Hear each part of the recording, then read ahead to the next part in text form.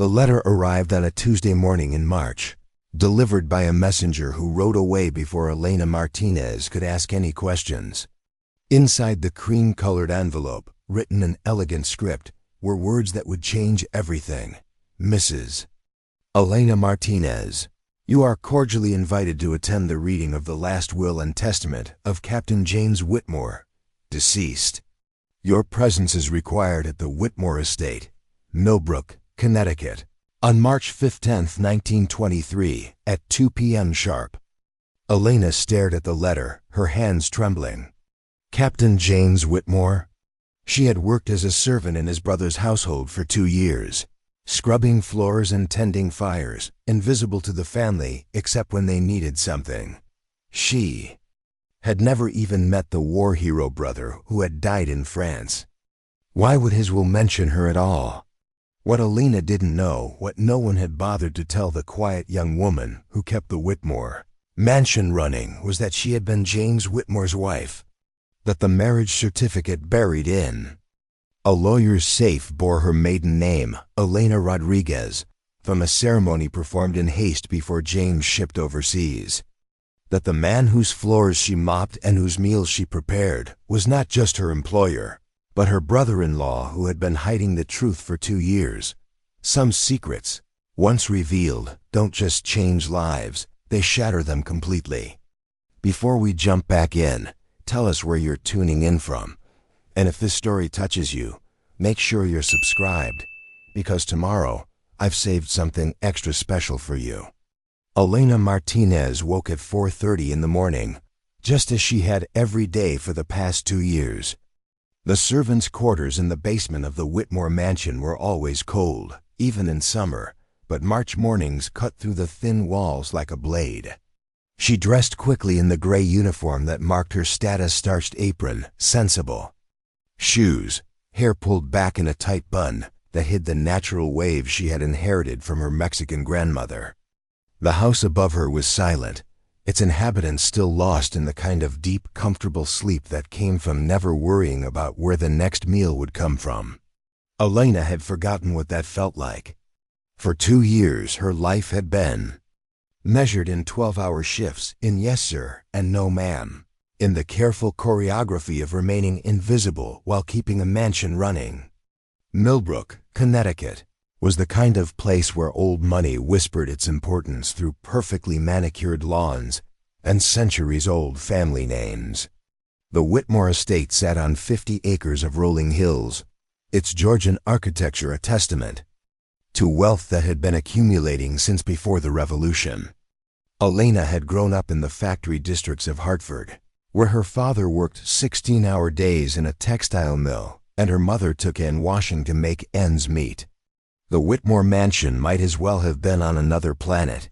She climbed the narrow servants' staircase, her footsteps muffled by years of practice. The kitchen was her domain in these early hours, the one place where she could move freely without permission. Coffee first strong and black, the way her grandmother had taught her. Then bread in the oven, breakfast preparations for the family, who would wake expecting their world to run smoothly, never questioning the hands that made it possible. Mrs. Whitmore Catherine. Though Elena would never dare use her first name, preferred her eggs barely set, her toast golden but not brown. Mr. Whitmore took his coffee with cream and 2 sugars, his morning paper ironed flat and placed precisely to the left of his plate. Their daughter, 16-year-old Rebecca, changed her breakfast preferences weekly, but Elena had learned to read the girl's moods and anticipate her wants. The Whitmore family had employed Elena through an agency, one of dozens of young women, willing to work for wages that barely covered room and board. She had been desperate then, fresh from the factory closure that had left her father out of work and her family facing eviction. The position offered housing, meals, and a small salary she could send home to help her parents. She had not expected kindness, and she had not received it. Charles Whitmore was not a cruel man, exactly, but he moved through the world with the casual indifference of someone who had never questioned his place in it. He was 45 years old, a successful lawyer who had inherited his father's practice, along with the family estate. His wife Catherine came from Boston Brahmin stock, the kind of breeding that prized propriety above all else. They were not unkind to Elena, but they were not kind either. She was simply part of the machinery that kept their lives running smoothly. Elena had learned their routines, their preferences, their small domestic dramas. She knew that Charles worked late 3 nights a week, that Catherine suffered from headaches that kept her in bed until noon, that Rebecca was secretly seeing a boy from the public school whom her parents would never approve of. She knew these things because servants, like furniture, were expected to be present but not noticed. What she didn't know was why. Charles sometimes looked at her with an expression she couldn't quite read. Why he would pause in doorways when he thought she wasn't watching, his face troubled. Why certain rooms in the house, particularly the library on the 2nd floor, were always locked. And why mentioning his brother James would cause Catherine to change the subject with sharp efficiency. James Whitmore had been the family's golden son, the one whose portrait hung in the front hall surrounded by medals and commendations. He had been a captain in the American Expeditionary Forces, killed in action during the final months of the Great War. Elena knew this much because the servants talked, and because the anniversary of his death each November brought flowers and a brief period of mourning to the household. But she had never questioned why a war hero's death would require such careful silence, why his name seemed to hang in the air like smoke whenever it was mentioned. She had been too focused on survival, on keeping her position, on sending money home to her parents who were struggling to make rent in a Hartford tenement. The morning routine proceeded as always. Elena served breakfast on the fine china that cost more than her father made in a month, poured coffee from silver that had been in the Whitmore family for generations, and listened to the familiar complaints about the weather, the neighbors, the state of the world. She had become skilled at making herself invisible, at hearing without listening, at being present without being seen. But today, something was different. Elena noticed it first in the way Charles kept glancing at her during breakfast, his usual indifference replaced by something that looked almost like anxiety. Catherine seemed more brittle than usual, her conversation forced and overly bright. Even Rebecca, normally absorbed in her own teenage concerns, kept stealing curious looks at Elena when she thought no one was watching. The morning passed in the usual rhythm of domestic tasks. Elena cleaned the breakfast dishes, made the beds, dusted the furniture in the sitting rooms. She was beating rugs on the back porch when she heard the sound of a horse approaching up the long drive. The messenger was young, probably not much older than Elena herself, and he seemed nervous as he approached the kitchen door. "I'm looking for Mrs. Elena Martinez," he said, his voice cracking slightly on the formal address. Elena's heart jumped. In 2 years at the Whitmore house, she had received exactly 3 pieces of mail, 2 letters from her parents, and a Christmas card from her sister in New York. No one used her married name here. She had been Elena Rodriguez when she started working for the Whitmores, and she had kept her maiden name on all the household documents. Her brief marriage to Miguel Martinez, a union that had lasted only 6 months before he died in a factory accident, felt like something from another lifetime. "That's me," she said, wiping her hands on her apron. The messenger handed her the cream-colored envelope with obvious relief. "I was told to make sure you got this personally, ma'am. No one else." Elena accepted the letter with trembling fingers, noting the heavy paper and elegant script. This was not the kind of correspondence that came to servants. The messenger was already mounting his horse, eager to be gone, and Elena watched him ride away before looking down at the envelope in her hands. Her name was written in ink that had cost more than her weekly wages. Mrs.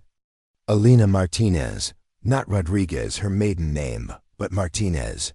The name she had carried for 6 months as a young bride, the name she had buried along with her husband's coffin. She opened the envelope with careful fingers, her heart pounding. The letter inside was brief but formal, written on letterhead that bore the name of a prestigious Hartford law firm.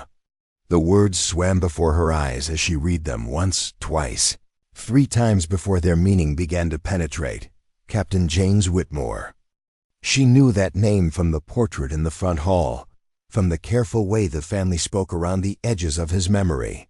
But why would a dead war heroes will mention her? She had never met the man, had never even heard his name spoken directly in her presence. Elena read the letter again, her mind racing. March 15th was tomorrow. The reading of the will was scheduled for tomorrow afternoon, and she was expected to attend, not invited required. As if she had some legal right to be there, some claim on the estate of a man she had never met. The kitchen door opened behind her, and Elena quickly folded the letter, shoving it into her apron pocket. Charles Whitmore stood in the doorway, his face pale and drawn. He looked older than his 45 years, and there was something in his expression that Elena had never seen before. Guilt, perhaps, or fear. "Elena," he said, his voice unusually formal, "I need to speak with you." She followed him into his study, a room she entered only to clean, and never when he was present. The walls were lined with law books and family photographs, but Elena's attention was caught by something she had never noticed before, a small portrait on Charles's desk, half hidden behind other papers. It showed a young woman with dark hair and serious eyes, wearing a simple white dress. The woman looked familiar, but Elena couldn't place where she might have seen her. Charles settled behind his desk, his hands folded, his expression carefully neutral. "I understand you received a letter today."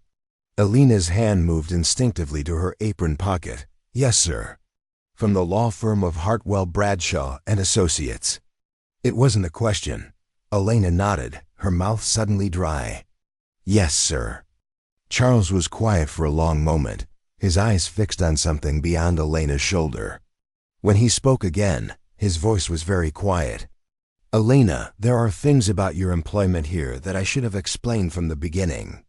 Things about my family, about my brother James that we kept from you." The room seemed to grow smaller around them. Elena could hear her own heartbeat, could smell the leather bindings of the law books, could feel the weight of 2 years of questions she had never been allowed to ask. "I don't understand, sir." Charles reached into his desk drawer and withdrew a manila folder. His hands, Elena noticed, were shaking slightly. "My brother James died in France in November of 1918, but before he shipped overseas, he got married. A quiet ceremony, nothing elaborate. The bride was very young, barely 18. She was from Hartford, from a working-class family." Elena's chest tightened.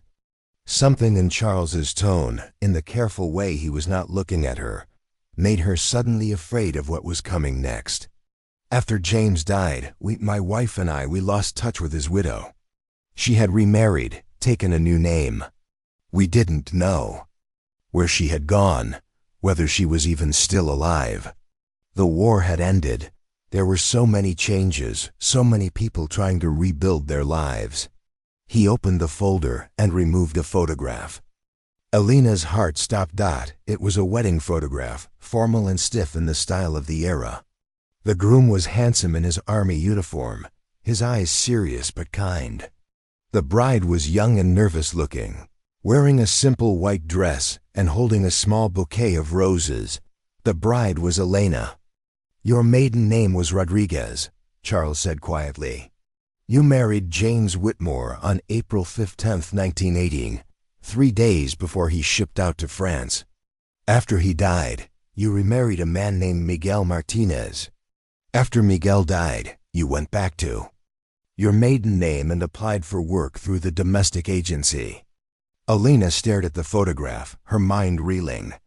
She remembered that day, remembered the hasty ceremony in a small church in Hartford.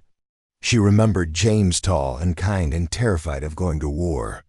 She remembered promising to wait for him, promising to be strong, promising to love him forever. But she had been so young, and the grief had been so overwhelming when the telegram came. Miguel had been gentle and patient, had offered her a way to start over, to build a new life from the ashes of the old. When Miguel died too, she had been too broken to think clearly, too desperate to do anything but survive. "You're telling me," Elena said, her voice barely a whisper, "that I've been working as a servant in my own house? That I've been cleaning the floors and cooking the meals in the home that belonged to my husband?" Charles's face was gray with shame. "Elena, we didn't know. When the agency sent your application, you were using your maiden name. We had no idea that Elena Rodriguez was the same person as Elena Whitmore. It wasn't until last month, when the lawyers were settling some final details of James's estate, that we realized ... The room was spinning. Elena gripped the edge of the desk, trying to steady herself. 2 years. 2 years of invisibility, of servitude, of sleeping in the basement while the family lived in comfort upstairs. 2 years of cleaning a house that was legally hers, of serving meals to people who were her in-laws, of being treated like hired help in her own home. "The will reading," she said, her voice stronger now. "Tomorrow." Charles nodded miserably. "James left everything to his wife. The house, the land, the investments. You're one of the wealthiest women in Connecticut, Elena. You have been for 5 years. Elena stood up slowly, her legs unsteady. The photograph of the wedding was still in her hands, and she stared down at the young woman in the white dress. That girl had been so hopeful, so sure that love would be enough to carry her through whatever came next. That girl had had no idea that life could be so cruel, so complicated, so full of secrets that could poison everything they touched. "Why?" she asked, her voice barely audible. "Why didn't you tell me?" Charles's shoulders sagged. "Fear, I suppose. Shame. We had grown accustomed to living here, to thinking of this as our home. When James died, Catherine and we assumed we would inherit. We never imagined he had married, never thought to look for a widow. By the time we realized our mistake, you had been working here for months. We told ourselves it was temporary, that we would figure out how to handle it. But then months turned to years, and it became harder and harder to find the words." Elena looked around the study, seeing it with new eyes. The portraits on the walls included her husband. The books on the shelves had been his. The very chair she was sitting in had been where James had sat, reading and writing letters to a young bride he would never see again. "I need to go," she said, standing abruptly. "I need to think." Charles rose as well, his face pleading. "Elena, please, let us explain. Let us make this right." But Elena was already walking toward the door, the wedding photograph clutched in her trembling hands. She paused at the threshold and looked back at the man who had been her employer for 2 years, who was actually her brother-in-law, who had watched her scrub floors and serve meals without ever acknowledging who she really was. "Tomorrow," she sighed, her voice steady despite the storm raging inside her. "At the will reading. We'll settle this tomorrow." As she walked through the hallway toward the servants' stairs, Elena caught sight of herself in one of the mirrors that lined the walls. She looked like a stranger, a young woman in a servant's uniform, holding a wedding photograph like a piece of evidence.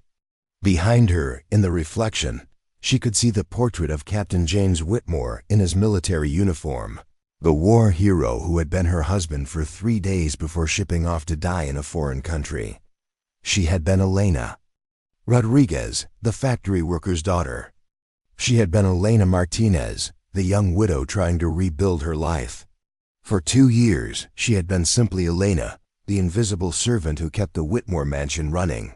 Tomorrow, she would discover who Elena Whitmore was meant to be. Afternoon sun streamed through the tall windows of the mansion, casting long shadows across floors she had scrubbed countless times.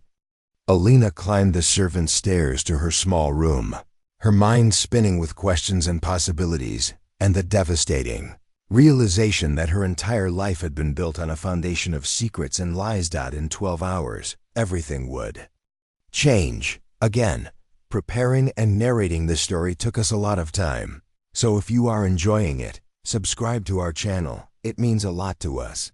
Now back to the story. Elena sat on the narrow cot in her basement room, the wedding photograph spread across her lap alongside the letter from the law firm. The single electric bulb that hung from the ceiling cast harsh shadows across the small space she had called home for 2 years. A space that now felt like a prison of her own ignorance. The photograph showed a girl she barely recognized. Elena Rodriguez at 18 had possessed a confidence that seemed almost foreign now. She remembered that day with startling clarity once the shock began to wear off. James had been so nervous, fumbling with his uniform buttons as they waited for the minister.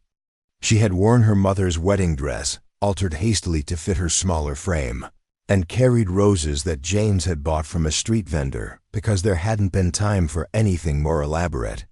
"I'll come back to you," he had whispered during their brief honeymoon one night in a Hartford hotel before he had to report for duty.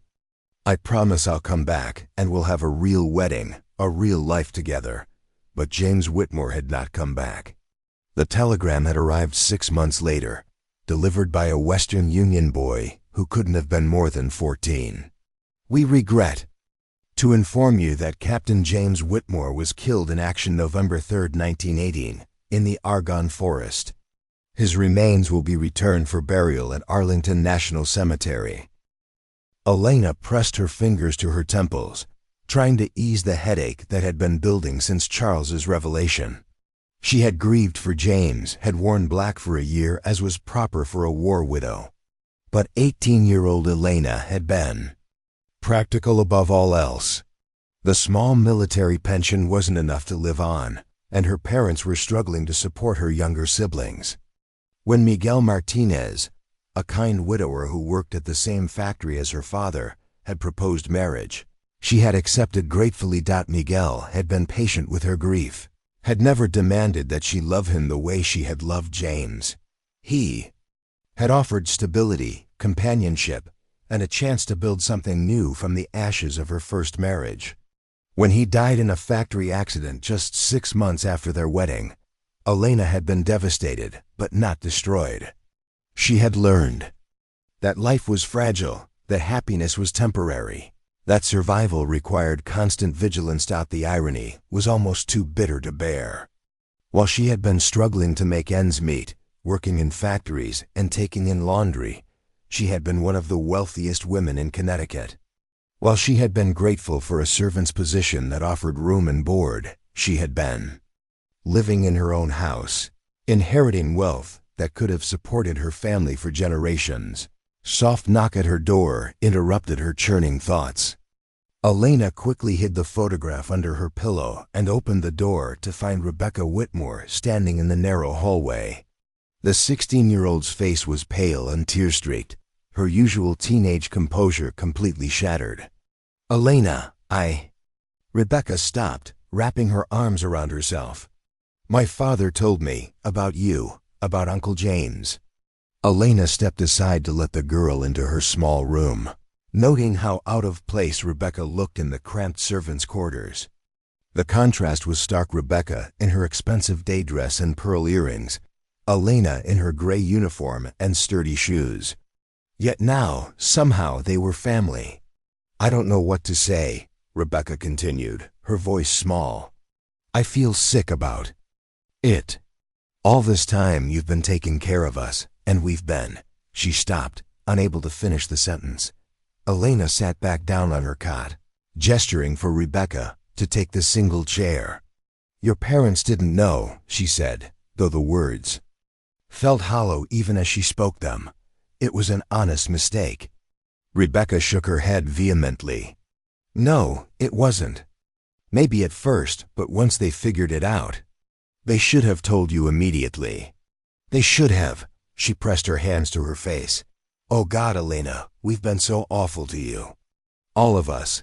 The truth of it hit Elena like a physical blow.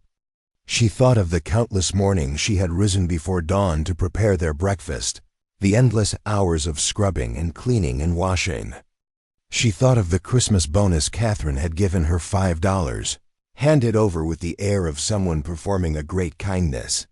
She thought of the time she had been too tired to eat, too busy serving the family to take proper care of herself. "I remember when you first came to work here," Rebecca said, her voice barely above a whisper. "You were so thin, so quiet. Mother said you were probably grateful for the position, that girls like you didn't have many options." She looked up at Elena with eyes that held shame and something that might have been admiration. "But you weren't grateful, were you? You were surviving." Elena felt tears prick her eyes for the first time since learning the truth. "I was grateful," she said honestly. "I needed the work. My parents were struggling, and she stopped, suddenly seeing the larger picture. "My parents are still struggling. They're living in a tenement in Hartford, barely making rent, while I've been sitting on a fortune I didn't even know existed." The weight of it was crushing. Not just the betrayal, not just the wasted years, but the knowledge that her family had been suffering while she unknowingly possessed the means to help them. Her father's back had been broken by years of factory work. Her mother took in washing until her fingers bled, and Elena had sent them her meager servant's wages, thinking it was all she could do. "What are you going to do?" Rebecca asked. "Tomorrow." At the will reading? Elena looked around the small room that had been her world for 2 years. Her possessions could fit in a single suitcase, a few changes of clothes, her mother's rosary, the letters from home that she read until the paper wore thin. Everything else in her life had been borrowed, temporary, subject to the whims of people who had unknowingly been her dependents. "I don't know," she admitted. "I don't know how to be anything other than what I've been. I don't know how to live in that house upstairs, how to be the lady of the manor. I don't even know if I want to." Rebecca leaned forward, her young face earnest. "But you could help so many people. Your family, other families like yours. You could make a difference. With money that should have been mine all along," Elena said, hearing the bitterness in her own voice. "Money I've been denied while I scrubbed the floors it paid for." They sat in silence for a moment, the weight of the situation settling around them like dust. Finally, Rebecca spoke again, her voice tentative. "Elena, can I ask you something? About Uncle James?" Elena nodded, though she wasn't sure she was ready for whatever question was coming. "Did you love him? Really love him? I mean, not just marry him because of the war?" The question caught Elena off guard. She pulled the wedding photograph from under her pillow, studying the young couple frozen in time. "Yes," she said simply. "I loved him very much. He was kind and funny and scared, just like I was. We were both so young, and everything was happening so fast because of the war. But yes, I loved him." Rebecca's eyes filled with tears again. "I never got to meet him. He died before I was old enough to remember him properly. But I grew up hearing stories about the war hero, the perfect son who died serving his country. Nobody ever mentioned that he had a wife, that he had someone who loved him." Elena felt a flash of anger so pure it surprised her. "They erased me," she said, the words coming out stronger than she intended. "They took my husband's memory and made it theirs. They turned him into a symbol instead of a man who had a life, who had a wife who mourned him." The realization was like a key turning in a lock. This wasn't just about money or property or even the humiliation of working as a servant in her own home. This was about being written out of her own story, about having her grief and her love treated as if they had never existed. "I should go," Rebecca said, standing up abruptly. "I shouldn't be here. If Mother finds out I came down here, ... Why?" Elena asked, standing as well. "What would happen if she found out you were talking to me?" Rebecca's face flushed. She's very upset about all this. She keeps saying that you'll try to take everything, that you'll throw us out on the street. She's been pacing around the house all afternoon, talking about consulting lawyers, about challenging the will somehow. The words hit Elena like a slap. After 2 years of faithful service, after learning that she had been denied her rightful inheritance, Catherine Whitmore's first concern was protecting herself from the woman she had unknowingly been exploiting. "And what do you think?" Elena asked quietly. "Do you think I'm going to throw you out on the street?" Rebecca met her eyes directly. "I think you have every right to. I think you'd be justified in doing whatever you wanted. But I also think you're too good a person to do that. You've been taking care of us for 2 years. I don't think you're going to stop now." After Rebecca left, Elena lay on her narrow cot and stared at the ceiling. The house above her was settling into its evening routine dinner preparations, homework, the comfortable domestic rhythms of a family that had never questioned their right to comfort and security. But now Elena could hear it all differently. She could hear the footsteps on floors that belonged to her, the conversations in rooms that were hers by right, the casual assumption of privilege that had been built on her unknowing sacrifice. She thought about Charles's expression in his study that afternoon, the shame and guilt written across his face. How long had he known? How many nights had he lain awake thinking about the young woman in the basement who was cleaning her own house for wages that were a fraction of what she was entitled to? How many times had he watched her serve his family meals on china that was legally hers? But it was Catherine's reaction that troubled Elena most. The fear, the immediate assumption that Elena would seek revenge, the quick pivot to protecting the family's interests. It suggested a level of selfishness that went beyond mere ignorance or mistake. It suggested that once the truth was known, Catherine's primary concern was not justice or making amends, but maintaining her own position. Elena rose and walked to the small window that looked out onto the estate grounds. The gardens were perfectly maintained, the lawns immaculate, the pathways lined with expensive stonework. All of it paid for with money that should have been supporting her family in Hartford, money that could have sent her younger brother to college, money that could have given her parents the security they had worked their entire lives to achieve. She thought about her mother, Maria Rodriguez, who had scrubbed other people's floors until her knees gave out, who had taken in laundry until her hands were permanently stained and cracked.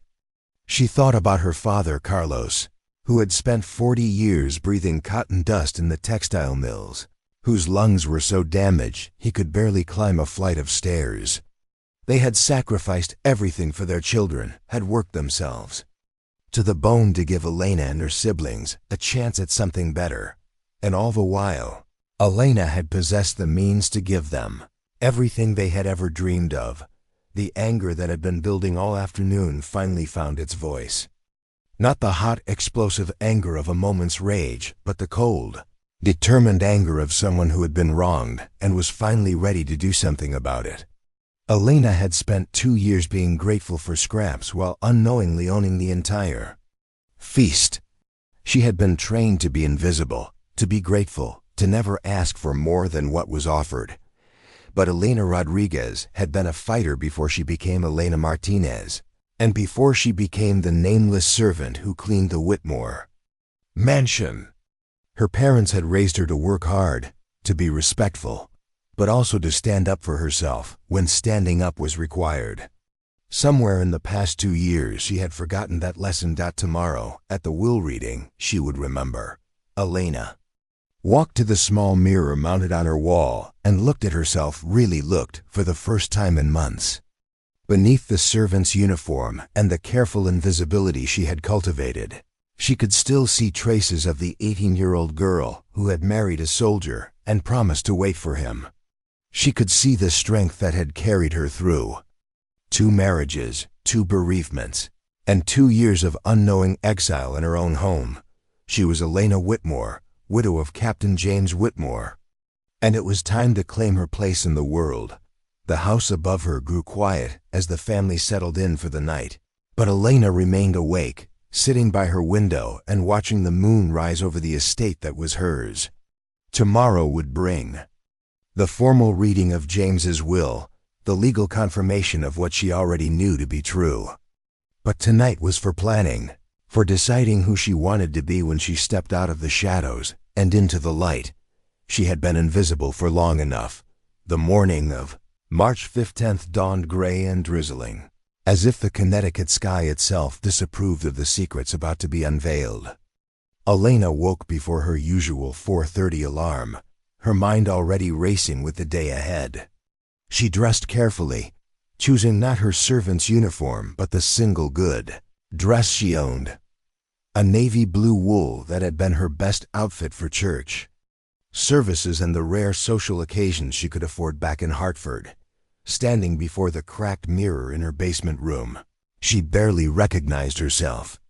Without the gray uniform and starched apron, she looked younger, more substantial somehow.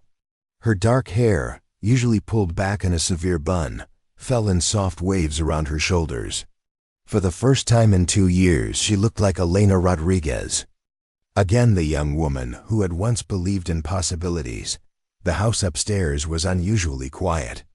No sounds of breakfast preparation, no Catherine's morning complaints about the weather, nor Rebecca's chatter about school. Elena realized that for the first time since arriving at the Whitmore estate, she was not responsible for their comfort. Today, they would have to fend for themselves. She climbed the servants' staircase one last time, emerging into the main kitchen where she had spent countless hours, preparing meals for people who were legally her dependents. The irony wasn't lost on her as she made herself real coffee from the good tin, not the weak brew usually reserved for the help. Charles appeared in the doorway as she was sitting at the kitchen table, and Elena was startled by how haggard he looked. His usually immaculate appearance was disheveled, his collar slightly askew, his eyes red-rimmed with sleeplessness. "Elena," he said, his voice hoarse, "we need to talk before the reading." She gestured to the chair across from her, noting how strange it felt to offer him a seat in what had always been his kitchen. "Sit." Charles settled heavily into the chair, his hands folded on the scarred wooden table where she had prepared thousands of meals for his family. "I want you to know," he began, "that Catherine and we never intended for this to happen. When we first realized who you were, we were in shock. We discussed telling you immediately, but, Elena's voice was steady, colder than she had ever used with him before. "But we were afraid," he admitted, the words seeming to pain him. "Afraid of what you would think of us, afraid of what would happen to us, afraid of losing the only home Rebecca has ever known." He looked up at her with eyes that held genuine remorse. "We told ourselves we were protecting you, that the shock would be too much, that you seemed content with your position here." Elena set down her coffee cup with deliberate care. "Content? You thought I was content scrubbing floors and emptying chamber pots while you lived in luxury paid for by my inheritance?" "We told ourselves you were happy," Charles said weakly. "You never complained, never seemed dissatisfied. What choice did I have?" Elena's voice rose slightly, 2 years of suppressed frustration finally finding release. "I needed this job to survive. I needed to send money to my parents who are living in a Hartford tenement because they can't afford anything better. I couldn't afford to seem dissatisfied, Charles. I couldn't afford to lose the only income I had." The use of his first name hung in the air between them, a small revolution in itself. For 2 years she had called him Sir or Mr. Whitmore, maintaining the careful distance between servant and master. Now suddenly they were equals, or rather, she was his superior, the owner of everything he had considered his own. "Your parents," Charles said, seizing on the topic. "We could help them. Now that everything is out in the open, we could." "We?" Elena interrupted. "There is no we, Charles. There is me, the legal owner of this estate, and there is you, the man who has been living off my inheritance while I worked as your servant." The words were harsh, but Elena felt no satisfaction in saying them. If anything, she felt exhausted by the whole situation, drained by the emotional weight of discovery and betrayal and the impossible task of figuring out how to move forward. That Charles was quiet for a long moment, his face gray with shame. When? He spoke again, his voice was barely audible. What are you going to do after the will reading? It was the question Elena had been avoiding all night. What was she going to do? Turn the family out onto the street? Demand they repay 2 years of wages with interest? Assert her legal rights and claim everything that was hers? I don't know, she said honestly. I never imagined being in this position. I never imagined having to decide what to do with wealth I didn't know I possessed. Elena, please. Charles leaned forward, his composure finally cracking completely. I know we don't deserve your mercy. I know what we did was unconscionable, but Rebecca ... She's just a child. She doesn't deserve to suffer for our mistakes. Elena thought of the 16-year-old girl who had come to her room the night before, whose face had been streaked with tears of shame and regret. Rebecca was innocent in all this, a victim of her parents' deception as much as Elena herself had been. And Catherine? Elena asked, What about your wife? Charles's face tightened. Catherine is having difficulty accepting the situation. She's been raised to believe that her position in society is secure, that her family standing is unassailable. The idea that we might lose all this, that we might have to start over. He trailed off, unable to finish. Elena could imagine Catherine's reaction all too well. The woman who had handed out Christmas bonuses like acts of charity, who had spoken of servants with casual condescension, who had treated Elena like an invisible piece of furniture, that woman would not gracefully accept being dependent on quota, the charity of someone she had considered beneath her. She thinks I'm going to seek revenge, Elena said. It wasn't a question. Charles nodded miserably. She's been talking about lawyers, about challenging the will, about finding some way to prove that James's marriage wasn't legal. The audacity of it took Elena's breath away. Not only had Catherine benefited from Elena's unknowing servitude, but now she was prepared to deny the validity of Elena's marriage to keep her position secure. Tell me about the marriage, Elena said suddenly. Tell me what you remember about James and his wedding. Charles looked surprised by the question. You were there. You lived it. I was 18 years old and terrified, Elena replied. I remember. Fragments, emotions, impressions. But I don't remember the details, the context. Tell me what you knew at the time. Charles was quiet for a moment, gathering his thoughts. James was 26, old enough to make his own decisions, but young enough to be impulsive.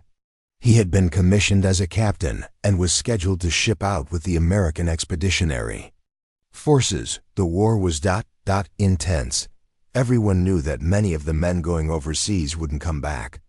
He paused, his eyes distant with memory. James came home on leave 3 days before he was supposed to report for duty. He was different, more serious than he had been before his training. He kept talking about making sure his affairs were in order, about not leaving things unsaid or undone. And he told you about me? He told us he had met someone. A young woman from Hartford, from a working family. Our parents were not pleased. They had expectations about who James would marry, what kind of family he would align himself with. But James was adamant. He said he loved you, that you were good and kind and deserving of security. Elena felt tears prick her eyes at this glimpse of James's feelings, at evidence that their brief marriage had meant something beyond wartime desperation. The wedding was small, Charles continued, just immediate family and a few friends. You were so young, so nervous. I remember thinking you looked like you might faint during the ceremony. But James ... James was radiant. I had never seen him so happy. What happened after he shipped out? Charles's expression grew pained. At first, nothing. You went back to your family. We went back to our lives. James wrote letters to us, presumably to you as well. The war news was sporadic, often delayed. We knew his unit was in France, but details were scarce. He stopped, his hands clenching on the table. When the telegram came about James's death, Our first thought was to contact you, to make sure you knew, to offer our support. But when we went to your family's address, we were told you had moved, remarried. Your parents said you were starting a new life and didn't want to be contacted about James." Elena stared at him in shock. "That's not true. I never said that. I would never have said that." "Your parents were protecting you," Charles said gently. "They said you were grieving terribly. That talking about James was too painful, that you needed to focus on your new marriage and let the past stay buried." The pieces fell into place with devastating clarity. Elena's parents, watching their daughter struggle with grief and trauma, had made the decision to cut ties with the Whitmores entirely. They had been trying to help her heal, to give her permission to start over without the weight of her first marriage holding her back. "So you gave up looking for me," Elena said. "We told ourselves you were happy," Charles admitted. "That you had found a new life and didn't need anything from us. It was easier than admitting we were relieved not to have to share James's inheritance with a working-class girl we barely knew." The honesty was brutal, but Elena appreciated it more than she would have appreciated continued lies or excuses.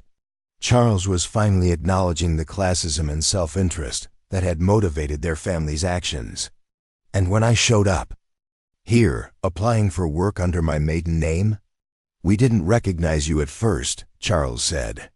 2 years had passed, you had been married again, you looked different, older, more worn down. It wasn't until months later that Catherine mentioned something about your background, your family being from Hartford, and I began to wonder. But it seemed impossible. What were the odds? And when you realized? Charles's voice dropped to a whisper. I was terrified. Terrified of what you would think, what you would do, how we could possibly explain or justify what had happened.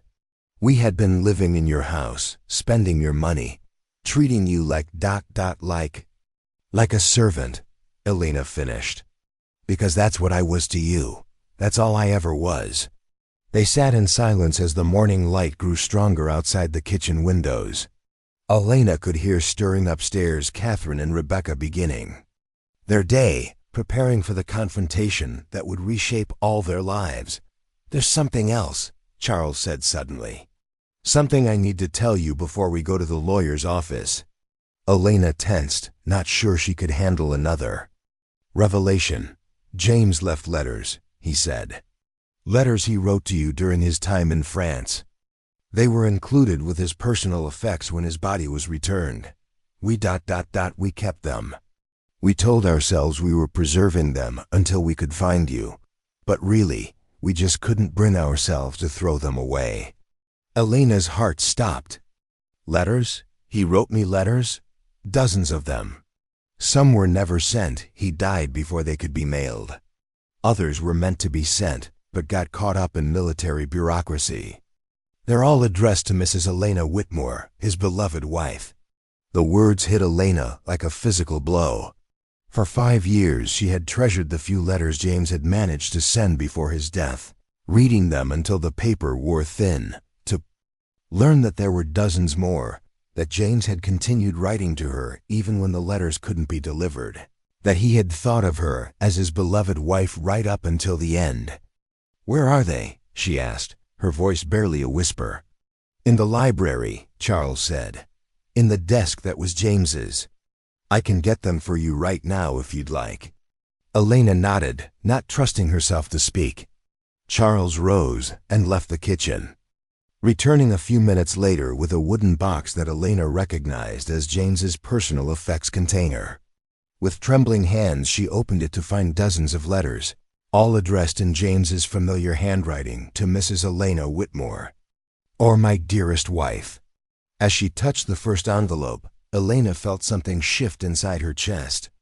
These letters were proof of her marriage, evidence of James's love, but more than that, they were connection to the man she had married and mourned, the husband whose memory had been buried under years of survival and pragmatism. Elena, Charles said softly, whatever you decide to do with the estate, with us, I want you to know, James loved you. That was real. That was never in question. For the first time since learning the truth, Elena smiled. Not with happiness exactly, but with something that felt like recognition. She was Elena Whitmore, beloved wife of Captain James Whitmore. She had letters to prove it, a marriage certificate to validate it, and a will that honored it. It too. O'clock that afternoon, she would walk into a lawyer's office and claim her rightful place in the world. But first, she had letters to read from a husband who had never stopped loving her, even as he lay dying in a foreign country, far from home. Elena sat alone in what had once been James's library, surrounded by decades of law books and family portraits. But her attention was completely absorbed by the letters spread across the mahogany desk.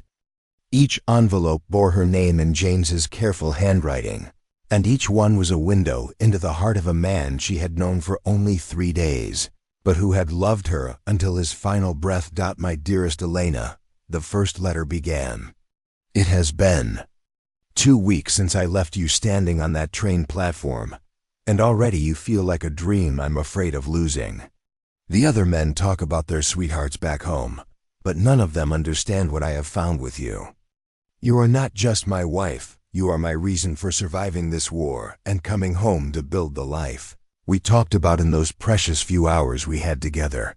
Elena's hands trembled as she read letter after letter, each one revealing more of James's character, his hopes, his growing love for a wife he barely knew but completely adored.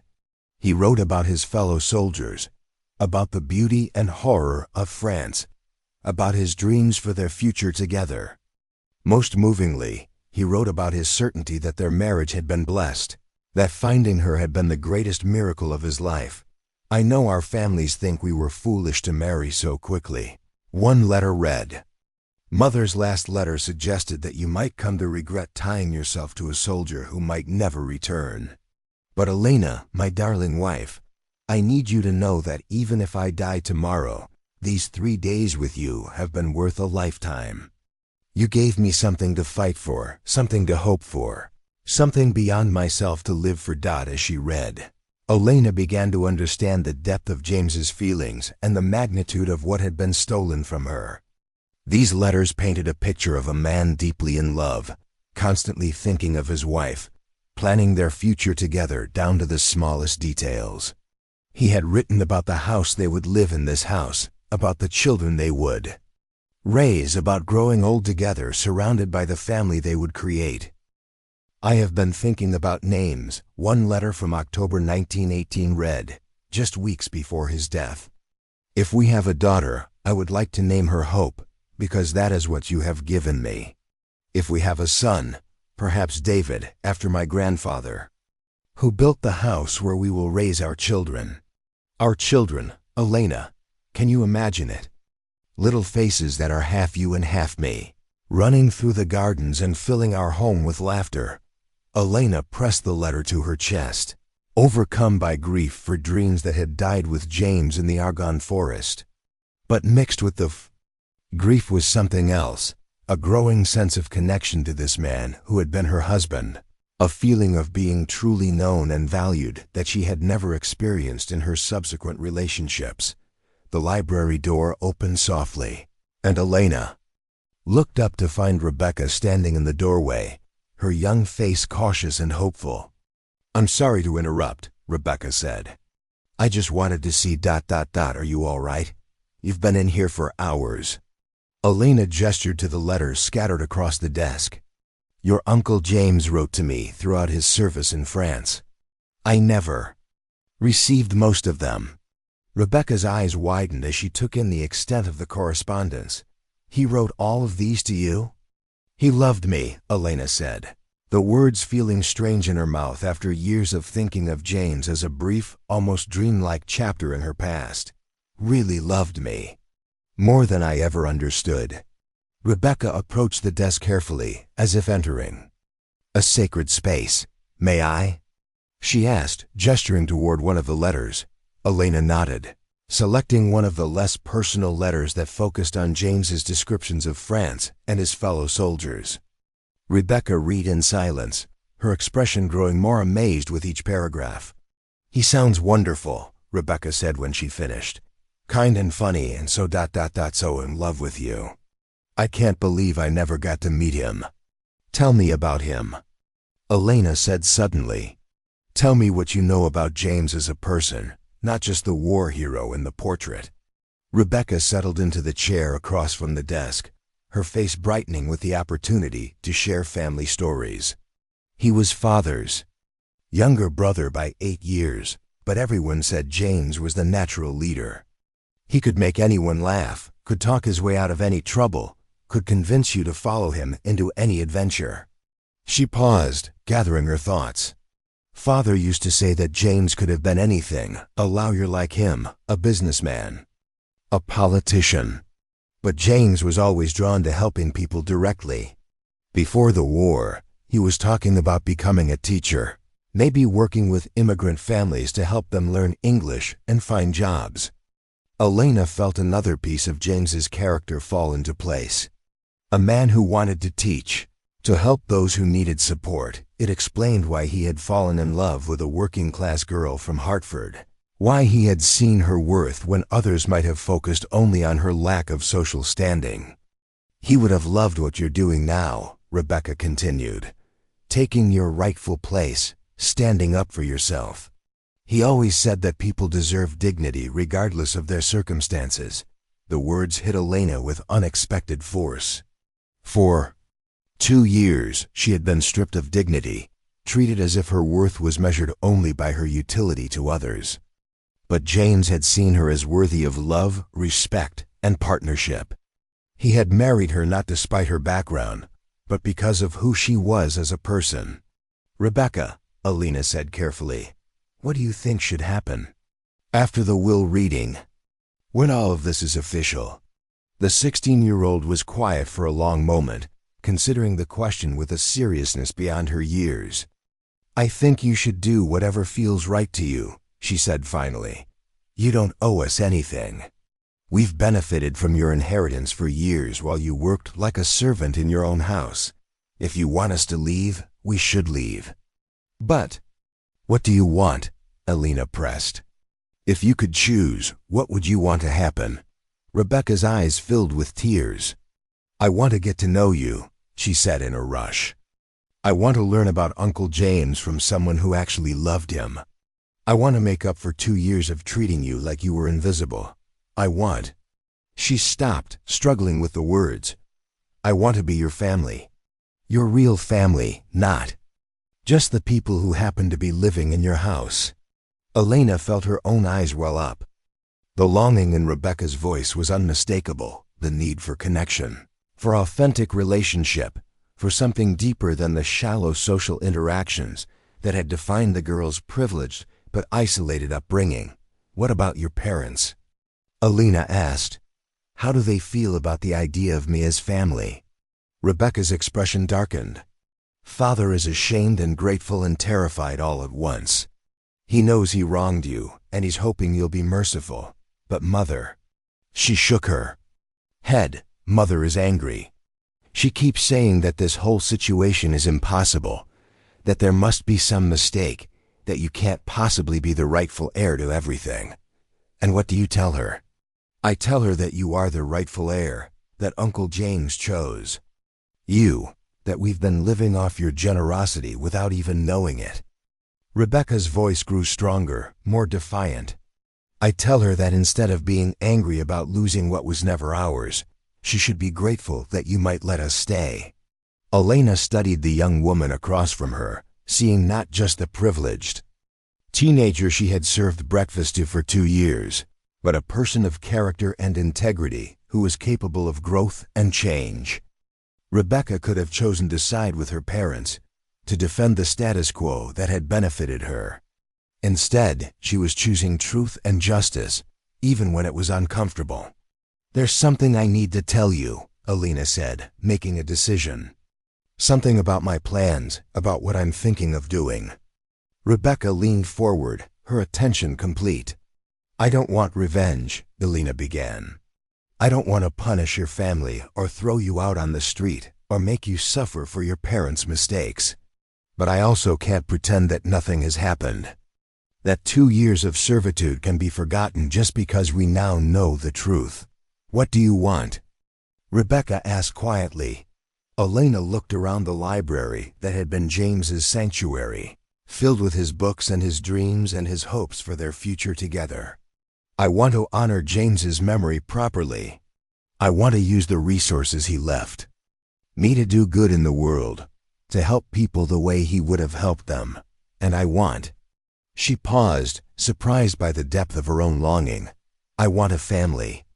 A real family, built on honesty and respect and genuine care for each other. Not the pretense we've been living with, but something authentic. Rebecca's face lit up with hope. Does that mean? It means I'm willing to try, Elena said. But it has to be different. No more master and servant. No more invisible Elena who takes care of everyone else's needs while her own are ignored. If we're going to be family, we have to be equals. What? About Mother? Rebecca asked, her voice troubled. She's not going to accept being equals with someone she still thinks of as the help. Elena had been dreading this conversation, but she knew it was inevitable. Catherine's attitude would determine whether any kind of family reconciliation was possible. And everything Rebecca had told her suggested that Catherine was more interested in protecting her position than in making amends. Your mother and I will have to come to our own understanding, Elena said diplomatically. But Rebecca, I need you to know I won't be treated as a servant in my own home anymore. Not by anyone. Before Rebecca could respond, voices could be heard in the front. Hall Catherine's sharp tones and an unfamiliar male voice.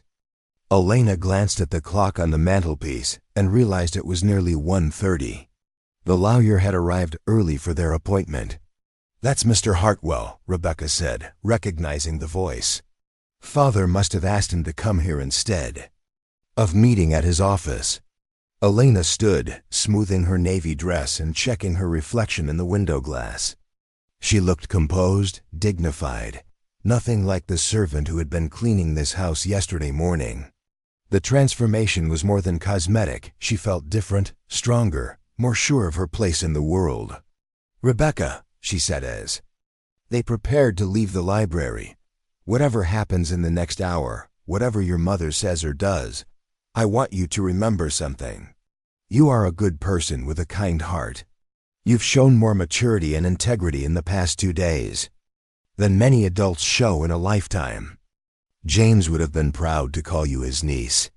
Rebecca's eyes filled with tears again, but she stood straighter, drawing strength from Elena's words. Thank you, she whispered, for giving us a chance, for being better than we deserve. As they walked together toward the front parlor where the will reading would take place, Elena felt James's presence with her more strongly than she had since his death. She was carrying his letters in her heart, his love in her memory, and his dreams for their future in her hands. Whatever came next, she would face it as Elena Whitmore, not the frightened 8-year-old bride or the invisible servant, but the woman James had believed she could become. The most important hour of her life was about to begin. The front parlor of the Whitmore mansion had been transformed into an impromptu legal office, with Mr. Benjamin Hartwell seated behind a portable writing desk while Charles and Catherine occupied the settee they had considered their own for 15 years. Elena paused in the doorway, taking in the scene with new eyes, the expensive furniture she had dusted countless times, the Persian rug she had beaten clean, the crystal chandelier she had polished until it sparkled. All of it legally hers, all of it maintained by her unknowing labor. Mr. Hartwell rose as she entered, a distinguished gentleman in his 60s with silver hair and the kind of commanding presence that came from decades of handling wealthy families, legal affairs. But it was his expression that caught Elena off guard, not the polite deference she might have expected toward a client, but something closer to curiosity mixed with concern. Double quotes, Mrs. Martinez, he said, extending his hand. Or should I say, Mrs. Whitmore? This is certainly an unusual situation. Elena will be fine, she replied, accepting his handshake and noting the firm grip that suggested respect rather than condescension. "Thank you for accommodating us by coming here." Catherine remained seated, her posture rigid with barely controlled anger. She wore her finest black dress, the one reserved for the most formal occasions, and her mother's pearls, as if armor of respectability could somehow change the facts they were here to confront. Her face was pale, except for two bright spots of color on her cheeks, and her hands were clenched so tightly in her lap that her knuckles showed white. "I still maintain," Catherine said without preamble, "that there must be some mistake, some irregularity in the documentation. It's simply impossible that a servant could be the rightful heir to the Whitmore estate." Elena felt Rebecca tense beside her, but before the girl could speak, Mr. Hartwell held up a hand for silence. "Mrs. Whitmore, I understand your distress, but I must remind you that we are here to read Captain James Whitmore's last will and testament, not to debate its validity. The documents have been thoroughly reviewed and are legally binding." He opened his leather portfolio and withdrew several official-looking papers. "However, given the unusual circumstances, I feel compelled to provide some context before we proceed with the formal reading." Elena took a seat in the chair that had been positioned slightly apart from the family group, subtle reminder that she was both central to these proceedings and separate from the people who had unknowingly been living off her inheritance. Rebecca chose to stand behind her, a gesture of solidarity that did not go unnoticed by anyone in the room. "Mr. Charles Whitmore contacted my office 6 weeks ago," Hartwell began, his voice taking on the formal tone of legal proceedings. "He had discovered that a woman who had been employed in his household was, in fact, the widow mentioned in his brother's will. After reviewing the marriage certificate, death records, and other relevant documentation, we confirmed that Elena Rodriguez Whitmore is indeed the sole beneficiary of Captain James Whitmore's estate." "But surely there must be some provision for family," Catherine interrupted, her voice rising. "Some consideration for blood relatives who have been caring for the property in good faith." Elena noticed the phrase, "caring for the property," and felt a flash of anger. Catherine made it sound as if they had been benevolent caretakers, rather than unknowing beneficiaries living in luxury while the rightful owners scrubbed their floors. "Mrs. Whitmore," Hartwell said patiently, "Captain James Whitmore's will is quite specific. There are no provisions for extended family beyond a few small bequests to charitable organizations. The entire estate house, grounds, investments, and liquid assets passes to his wife, Elena." He turned to Elena, his expression becoming more personal. "Mrs. Whitmore, I must say that in 30 years of practicing law, I have never encountered a situation quite like this. The fact that you have been working as a domestic servant in your own home, unknowingly supporting the very people who should have been seeking you out to honor your husband's wishes. It's unprecedented." Charles shifted uncomfortably in his seat. "Mr. Hartwell, as I explained to you, we had no idea." "Mr. Whitmore," the lawyer interrupted, his tone growing stern, "while I appreciate that the initial oversight may have been innocent, my investigation has revealed that you became aware of Mrs. Whitmore's identity at least 3 months ago. The fact that you continued to accept her domestic services while knowing she was the legal owner of this property raises serious ethical questions." Elena's heart began to race. 3 months? Charles had known for 3 months and had said nothing? She thought of all the floors she had scrubbed during that time, all the meals she had prepared, all the time she had been treated as invisible help while Charles knew exactly who she was. 3 months? Elena's voice was barely controlled. "You knew for 3 months?" Charles's face crumpled with shame. "Elena, I wanted to tell you. Every day I wanted to tell you. But Catherine thought, we thought, don't you dare blame this on me," Catherine snapped, finally abandoning all pretense of civility. "I told you we should consult lawyers immediately, find out if there was any way to contest the will. I never agreed to indefinitely maintaining this charade." Mr. Hartwell's eyebrows rose at this admission. Mrs. Whitmore, are you saying that you were aware of the situation and chose to delay informing Mrs. Elena Whitmore of her rights while exploring ways to prevent her from claiming them? The question hung in the air like an accusation. Catherine's face flushed deeper, and Elena realized that the family's lawyer was not just here to read the will, he was documenting potential fraud. "We had a right to protect our interests," Catherine said defensively. "This house has been our home for 15 years. Rebecca was born here, raised here. We've invested our lives in maintaining and improving this property. Surely that gives us some claim." "With respect, Mrs. Whitmore," Hartwell interrupted. "You have invested Elena Whitmore's money in maintaining Elena Whitmore's property while Elena Whitmore provided domestic labor for which she was inadequately compensated. If anyone has grounds for legal complaint, it would be Mrs. Elena Whitmore, not your family." Elena felt a surge of vindication mixed with growing anger, not just at the deception, but at Catherine's continued refusal to acknowledge any wrongdoing. Her insistence that she was the victim in this situation. "What are the current assets of the estate?" Elena asked, deciding to focus on practical matters before her anger got the better of her. Hartwell consulted his papers. "The house and 50 acres are valued at approximately $85,000. The investment portfolio, managed by Hartford Trust Company, is worth roughly $120,000. There are also several smaller properties in Hartford and New Haven generating rental income of about $400 per month. In total, you are inheriting assets worth approximately $230,000. Elena's mind reeled at the numbers. She had been living on $8 per month in wages while sitting on a fortune. That would have made her one of the wealthiest women in Connecticut. Her parents were struggling to pay $15 per month rent, while she unknowingly owned properties generating more than that in monthly income. $230,000, she repeated, the numbers almost incomprehensible. "While I was sending home $5 per month, thinking it was all I could afford to help my family." Rebecca made a small sound of distress, but Catherine's reaction was quite different. "You see," she said, turning to her husband with vindication.